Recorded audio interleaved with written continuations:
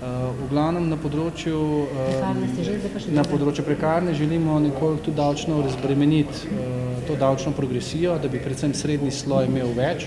Gre za nadaljevanje tiste mini davčne reforme iz preteklega obdobja, ko so zmanjšali obdavčitev iz 41 na 39, zaradi tega imajo vsi Slovenci danes toliko več denarja oziroma ni to plačani, ki so ustrezno višji. Kaj je bilo pa v preteklih 4 letih pravzaprav nekako tisto, kar ste si želeli uresničiti, pa ni bilo mogoče? Kje se je pravzaprav najbolj zataknilo, pa vidite zdaj, da bo mogoče, če bo seveda stranka dobila mandat in zaupanje volivcev, spremeniti? No, razen teh 3 področij je seveda tukaj ostaja tudi področje zdravstva.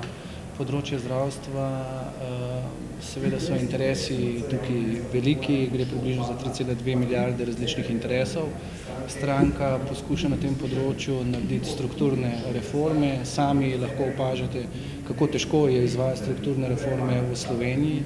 Se pravi, vsi govorimo o reformah, a malo kdo se na koncu želi spremeniti. In pa tista 3 področja, ki sem jih prej omenil, trg dela, socialna politika, tudi področje kulture, na teh področjih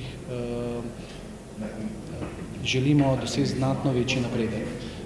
Te usmeritve, ki jih v našem programu poudarjamo, so pa predvsem digitalizacija, gre za sodobne, moderne tehnologije, ki prihajajo, ki spreminjajo naš način življenja, bivanja in poslovanja in predvsem tem področju, sodobnim tehnologijam, blockchain tehnologijam v našem programu namenjamo še posebej pozornost.